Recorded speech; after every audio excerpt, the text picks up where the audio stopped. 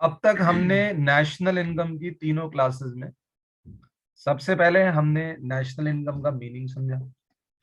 फिर उसके बाद हमने नेक्स्ट क्लास के अंदर समझा कि नेशनल इनकम में डोमेस्टिक इनकम किसे कहते हैं, नेशनल इनकम किसे कहते हैं।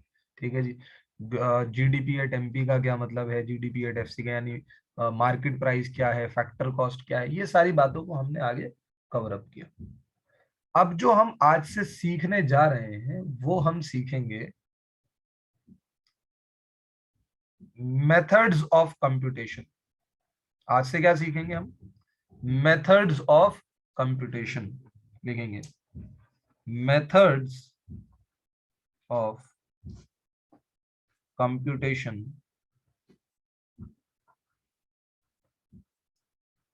Of national income. बेटा ये समझ लीजिए आज से आप लोगों के लिए एक्चुअल की चीज शुरू हो गई है। जितना भी बेस आप लोगों का बिल्डअप हुआ है, अब उसी के बेसिस पर हम नेशनल इनकम की कंप्यूटेशन सीखेंगे, यानी मेथड्स पढ़ेंगे कि कितने तरीके से नेशनल इनकम को कंप्यूट किया जा सकता है। ठीक है, तो अगर मैं बात मेथड्स की करूं तो नेशनल इनकम को कंप्यूट करने के तीन मेथड हैं। नेशनल इनकम को कंप्यूट करने के तीन मेथड हैं, जिसमें सबसे पहले आता है प्रोडक्शन मेथड, फिर आता है इनकम मेथड,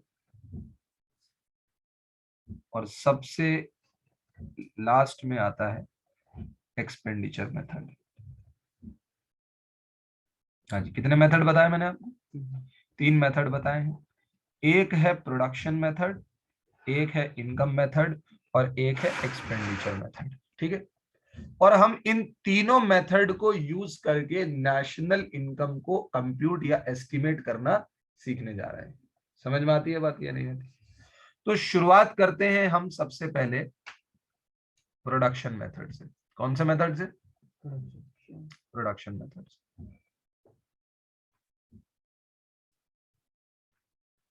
देखो जी, एक चीज हमें क्लियर है, प्रोडक्शन मेथड से मैं डायरेक्ट देश की यानी नेशनल इनकम कंप्यूट नहीं कर सकता।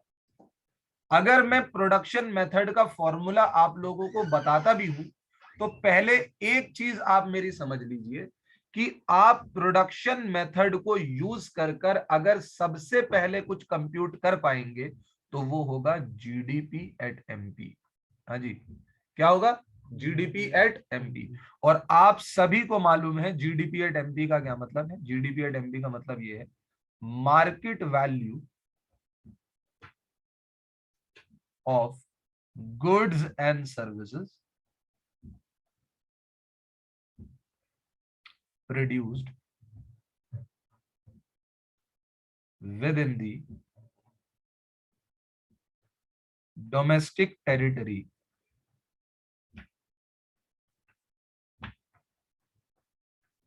of the country।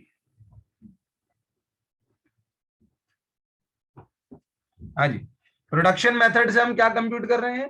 GDP at MP compute कर पाएंगे। हाँ जी, प्रोडक्शन मेथड से डायरेक्टली आप लोग नेशनल इनकम कंप्यूट नहीं कर सकते।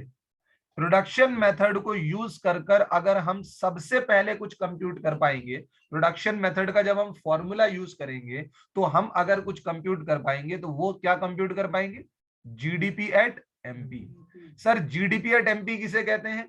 सर जो गुड्स एंड सर्विसेज प्रोड्यूस्ड हो रहे हैं, कहां प्रोड्यूस हो रहे हैं? डोमेस्टिक टेरिटरी में। देखो यहां पर क्या लिखा हुआ है, यहां लिखा हुआ है डोमेस्टिक प्रोडक्ट। क्या लिखा हुआ है भाई? Domestic product. तो जो गुड्स एंड सर्विसेज प्रोड्यूस्ड हो रहे हैं डोमेस्टिक टेरिटरी के अंदर, और उसकी हम क्या पता लगा पा रहे हैं? Market value. तभी यहां पर क्या लिखा हुआ है? Market price. क्या लिखा हुआ है भाई? Market price. समझे कि नहीं समझे? देखो जीडीपी एट एमपी, आपसे कोई भी पूछता है ना कि जीडीपी एट एमपी का मतलब बताइए, आप लोग बताओ क्या कहते हैं? Gross domestic product. क्या कहते हैं? Gross domestic product. उसकी फुल फॉर्म बताने लग जाते हैं।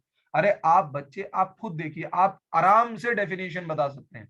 क्या लिखा हुआ है यहाँ पर? Domestic product. क्या लिखा हुआ है भाई? Domestic product. मैंने क्या लिखा? Goods and services produced with in the domestic territory. Domestic product का मतलब हो गया गुड्स एंड सर्विसेज की क्या निकाल रहे हैं हम, मार्केट वैल्यू। एमपी का यूज हो गया, बस क्या चीज रह गई समझाने के लिए, जी यानी ग्रॉस। ग्रॉस का मतलब क्या हुआ, कॉमा लगाकर लिख दीजिए यहाँ पर, इंक्लूसिव ऑफ डेप्रिसिएशन। क्या लिख दीजिए यहाँ पर, इंक्लूसिव ऑफ डेप्रिसिएशन। बताओ मुझे, हो गया जी। जीडीपी एट एमपी की फुल फॉर्म आपसे पूछी जाए, आप जीडीपी एट एमपी की फुल फॉर्म के साथ साथ उसकी एक्सप्लेनेशन दे सकते हैं। यहां से देखिए, यहां से देखिए, यहां से मैं देखिए जीडीपी एट एमपी लिखा हुआ है ना, मैंने यहां से पढ़ना शुरू किया, market value of goods and services produced with in the domestic territory. देखा भाई कैसे चला मैं, क्या लिखा मैंने, जीडीपी एट एमपी। आप लोगों को पढ़ना सिखा रहा हूं मेरे बच्चों। Market value of goods and services produced within the domestic territory inclusive of depreciation। Gross है ना, क्या बोल दिया, इंक्लूसिव ऑफ डेप्रिसिएशन। यही मुझसे कोई पूछे एनडीपी एट एमपी, हाँ जी, कोई मुझसे क्या पूछे एनडीपी एट एमपी, तो मैं क्या कहूंगा, market value of goods and services produced within the domestic territory in exclusive of depreciation।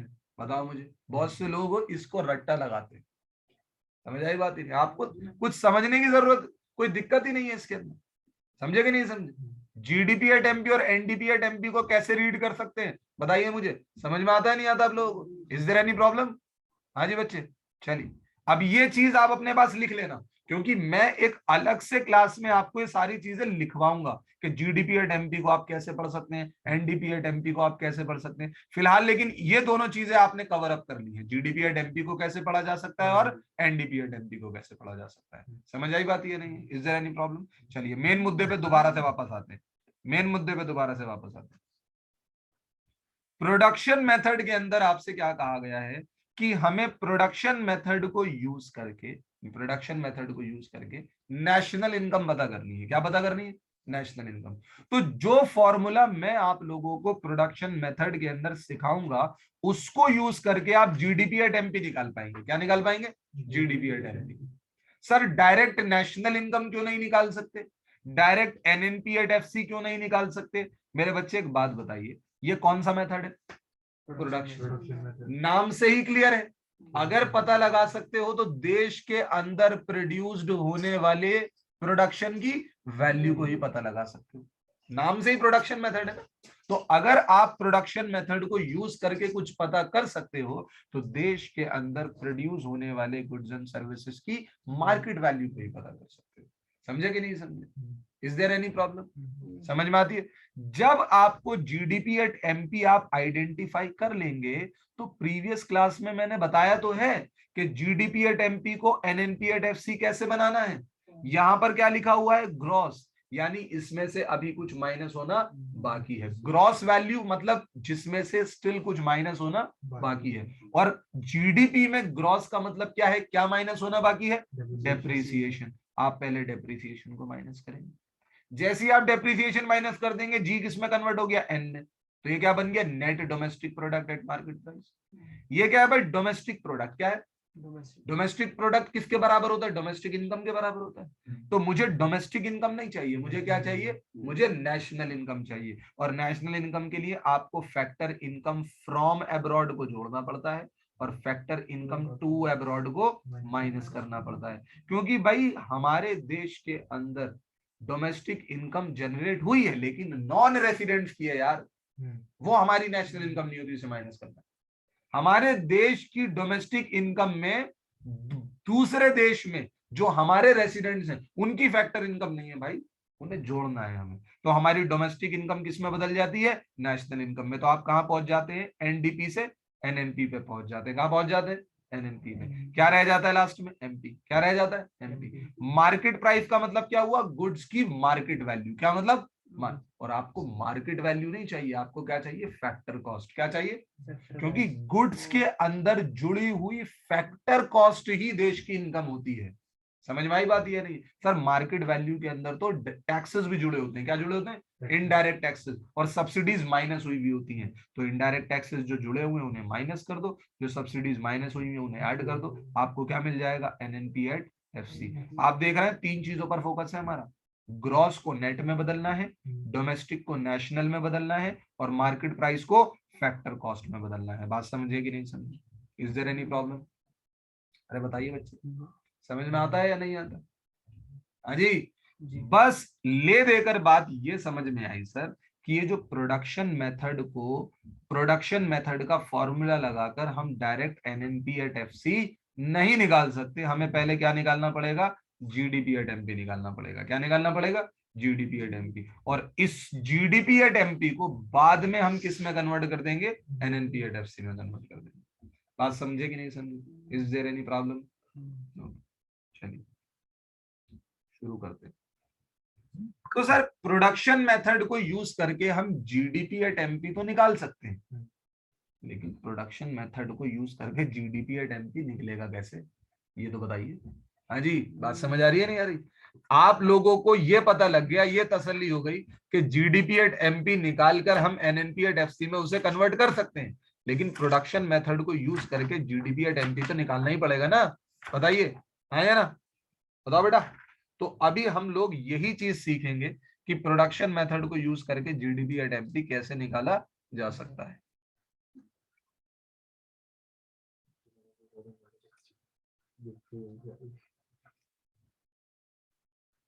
हाँ जी, प्रोडक्शन मेथड का एक और नाम है वैल्यू एडेड मेथड। क्या नाम है? Value added method. देखो होता क्या है कि प्रोडक्शन मेथड में हम देखते हैं कि हमारी इकोनॉमी में जितनी भी प्रोड्यूसिंग फर्म्स हैं, जैसे मैं मानकर चलता हूं हमारी इकोनॉमी में 4 फर्म्स हैं, सिर्फ 4 ही फर्म्स प्रोडक्शन कर रही हैं, ऐसा मान लेते हैं ना, एग्जाम्पल को छोटा कर लेते हैं ताकि चीजें अंडरस्टैंडेबल लगे। ये 4 फर्म्स हैं, ठीक? फर्म 1, फर्म 2, फर्म 3, फर्म 4, ये 4 फर्म्स है, ठीक है बेटा? समझ में? अब मैं कहता हूं इकोनॉमी में मुझे प्रोडक्शन मेथड की मदद से नेशनल इनकम कंप्यूट करनी है। तो प्रोडक्शन मेथड कहता है पहले ना आप सभी फर्म्स का ये पता करो कि सब फर्म ने कितना कितना प्रोडक्शन किया है, सभी फर्म्स ने कितना कितना प्रोडक्शन किया है। यानी कहने का मतलब यह है कि आप ये पता कीजिए कि सभी फर्म्स ने कितना वैल्यू ऐड किया है। क्या किया है? सभी फर्म्स ने कितना वैल्यू ऐड किया है, सभी फर्म्स का कितना वैल्यू एडेड है। अब आप कहेंगे सर ये बात समझ में नहीं आई कि कितना वैल्यू ऐड किया। ये समझ में आएगी, अभी समझ में आएगी। देखो बेटा क्या होता है, मैं आपसे एक नॉर्मल सवाल पूछ रहा हूं, मुझे जवाब दीजिएगा। फर्म 1 ने 100 रुपए का प्रोडक्शन किया। कितने का प्रोडक्शन किया? 100 रुपए। और ये 100 रुपए का प्रोडक्शन उन्होंने फर्म 2 को बेच दिया, क्योंकि फर्म 1 जो है डायरेक्टली कंज्यूमर को नहीं बेचती है, किसको बेचती है? किसी दूसरे बिजनेस को बेच देती है। अब फर्म 2 ने क्या किया? फर्म 2 ने 100 रुपए का उनको ये रॉ मटेरियल पड़ा, साथ में उन्होंने फर्म 2 ने क्या किया? 50 रुपए इसके ऊपर और खर्च किए और 50 रुपए का इसमें अपना प्रॉफिट लगाया। ये इनकी रॉ मटेरियल की कॉस्ट हुई, ये इनकी प्रोसेसिंग कॉस्ट हुई, ठीक है ना? और ये इनका प्रॉफिट हो गया। तो अब फर्म 2 ने कितना प्रोडक्शन किया? 200 का। कितना? 200 का। फिर फर्म 2 ने इसे फर्म 3 को बेच दिया, ठीक है ना, 200 रुपए में। फर्म 3 ने 200, इस पर थोड़ी सी और 50 रुपए प्रोसेसिंग के लगाए, है ना, 50 रुपए अपने लगाए प्रॉफिट के, और 300 रुपए में बना दिया। और ये चीज इन्होंने फर्म 4 को बेच दी। कितने को बेच दी भाई? फर्म 4 को। अब इनके लिए 300 रुपए का रॉ मटेरियल है, 100 रुपए इन्होंने अपने प्रोसेसिंग कॉस्ट के लगाए, 100 रुपए इन्होंने अपने प्रॉफिट के लगाए, और 500 रुपए का ये प्रोडक्ट कस्टमर को बेच दिया। हाँ जी, समझ में आती है बात? ये नहीं? Is there any problem? अब मेरा आपसे सवाल है कि इकोनॉमी में टोटल कितना प्रोडक्शन हुआ? भाई आप मुझे सीधा नंबर्स में आंसर दीजिए। इकोनॉमी में टोटल प्रोडक्शन कितना हुआ? 1000। एक बच्चे ने क्या कहा? 1000।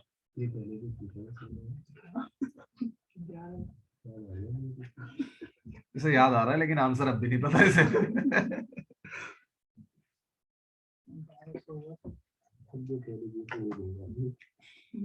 900 आता पहले वाले। हाँ जी भाई, जो बच्चे ऑनलाइन है वही बता दें। यहाँ तो बता ही दिया सबने, वो भी गलत।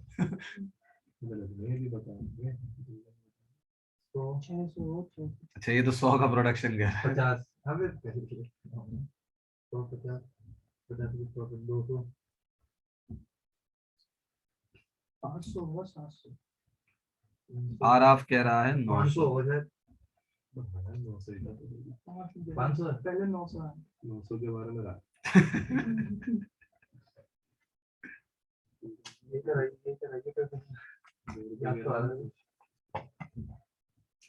500 कह रहा। इकोनॉमी में प्रोडक्शन हुआ है एंड द आंसर इज 500।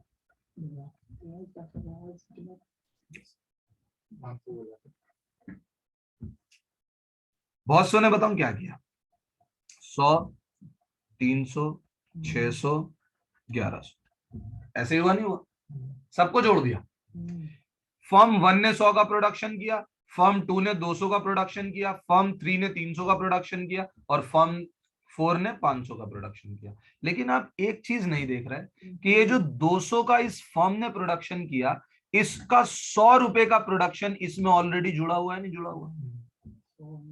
अब आप कहेंगे कि 100 का प्रोडक्शन इसने किया और 200 का इसने किया, 300 का प्रोडक्शन हो गया, तो आपने तो 100 रुपए को डबल काउंट कर लिया, नहीं कर लिया?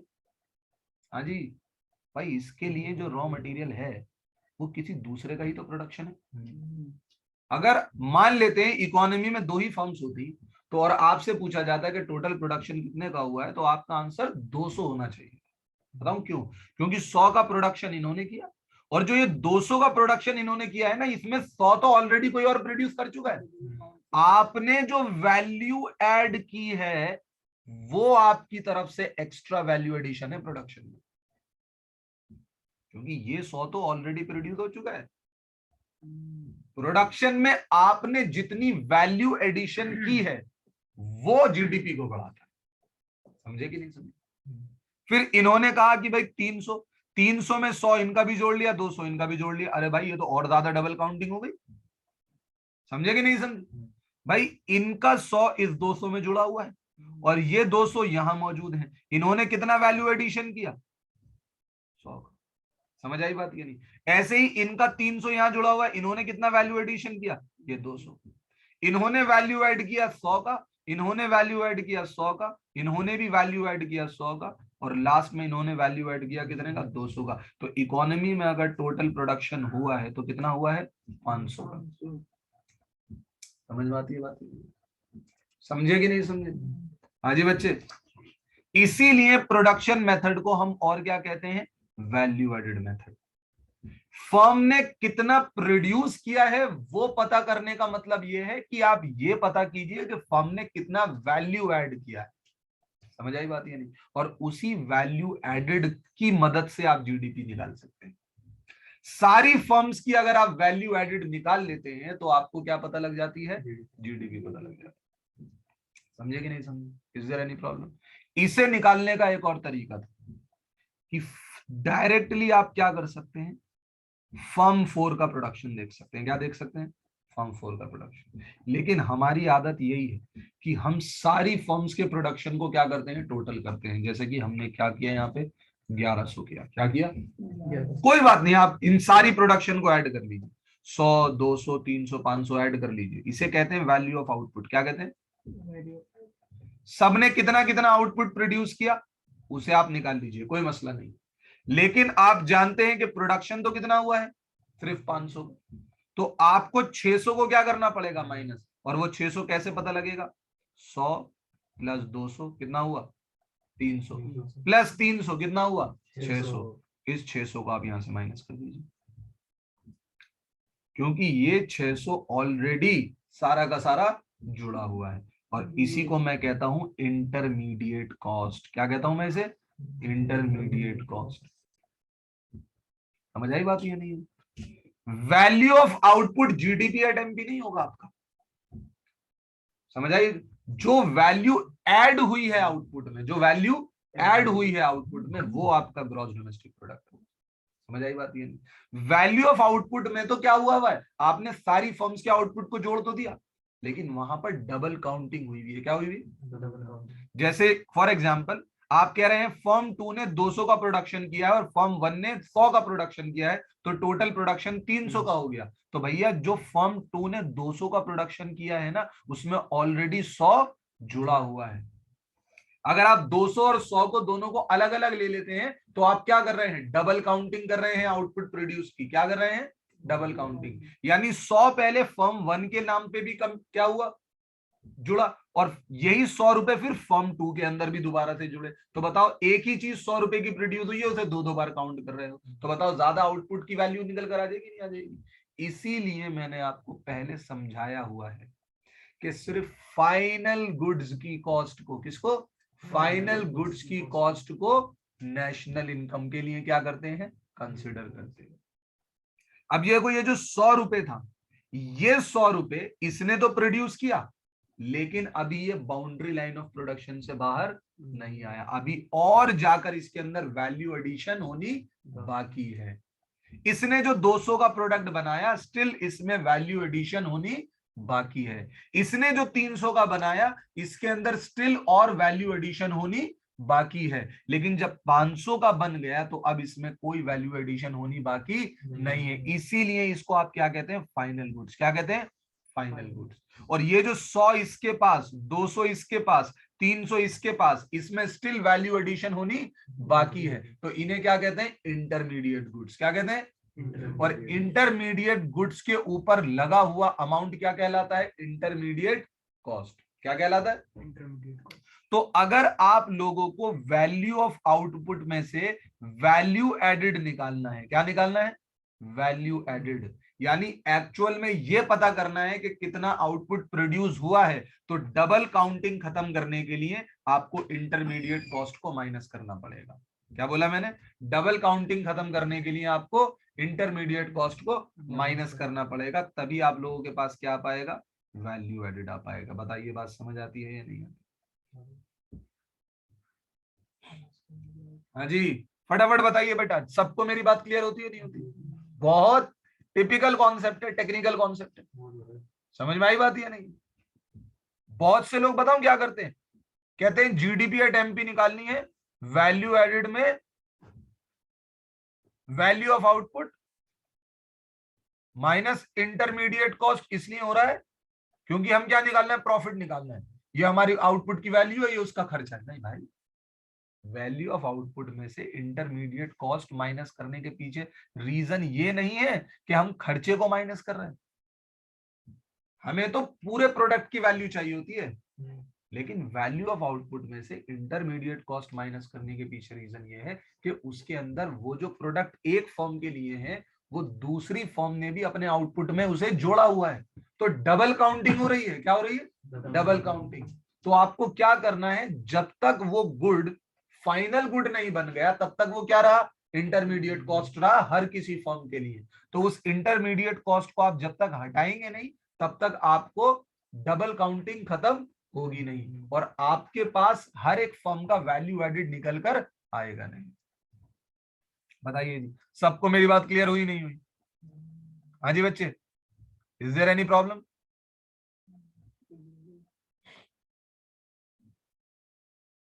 जो बच्चे ऑनलाइन है मैं उनसे पूछ रहा हूँ।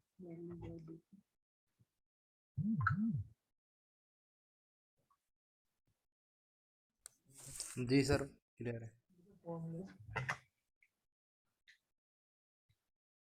ठीक, तो वैल्यू एडेड सबको क्लियर हो गया? ठीक है। अब एक बार अगर आपने वैल्यू एडेड निकालने का फॉर्मूला समझ लिया, तो अब मैं आपको और दूसरे फॉर्मूला समझाता हूं। हाँ जी, देखिए फिर दोबारा से मैं आपको क्लियर कर रहा हूं, दोबारा से मैं आपको चीज समझा रहा हूं।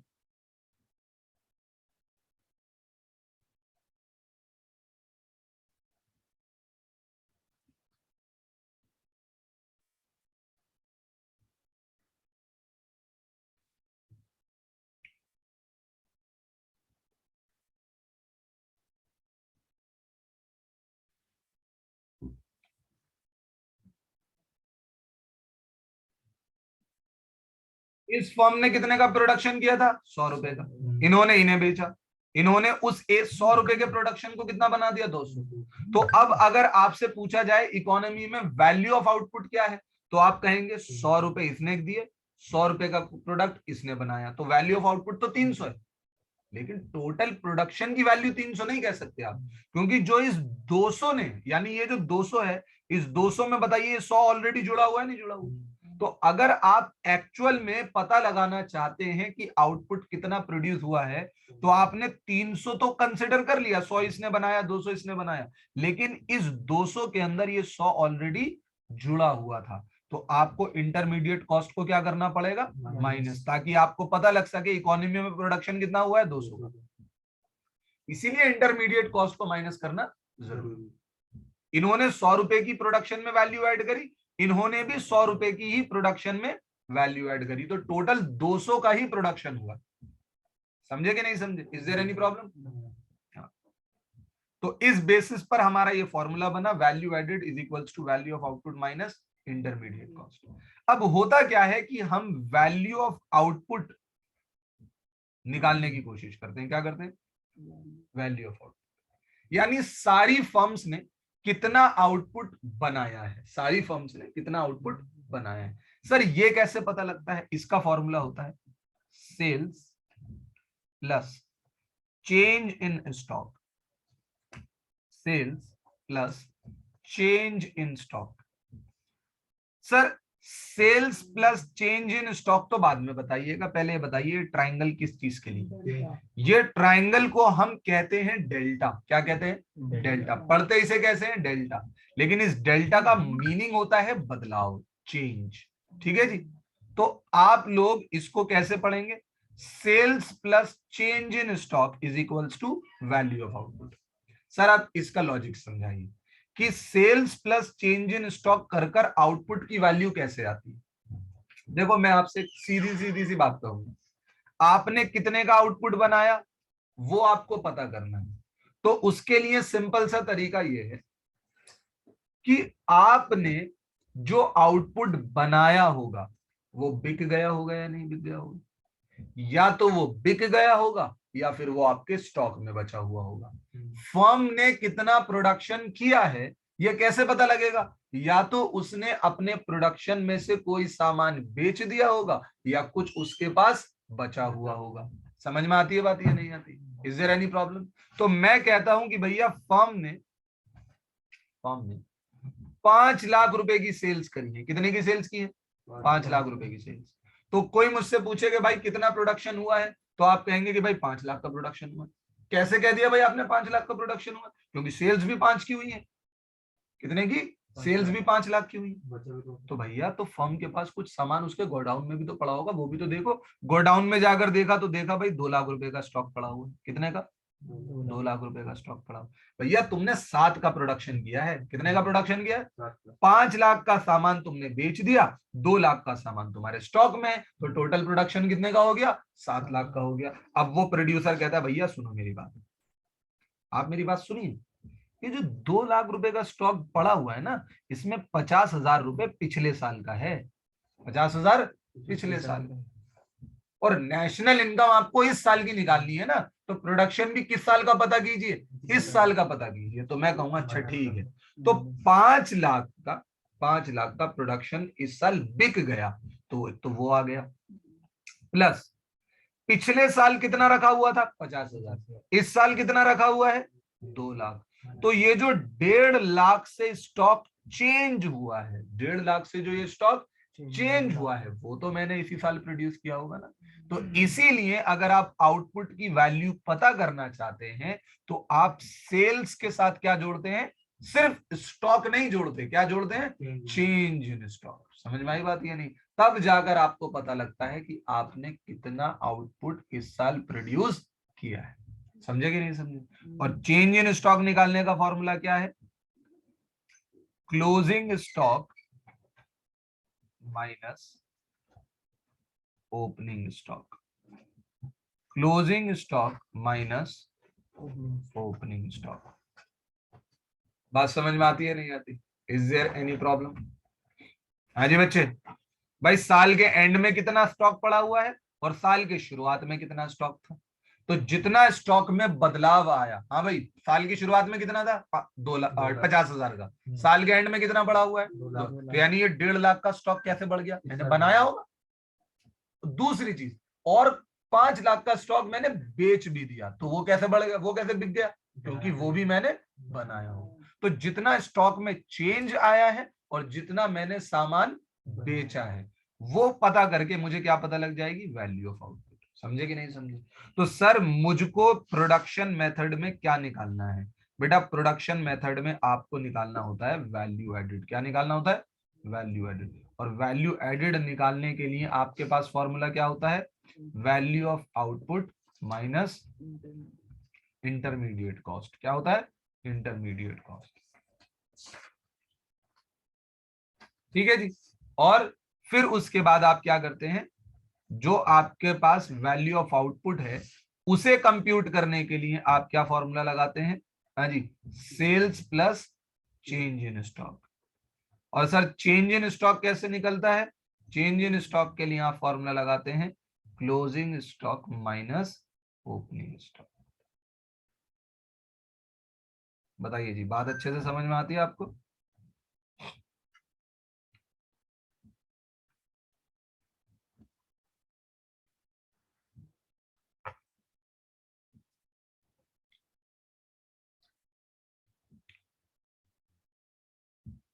Yes, sir.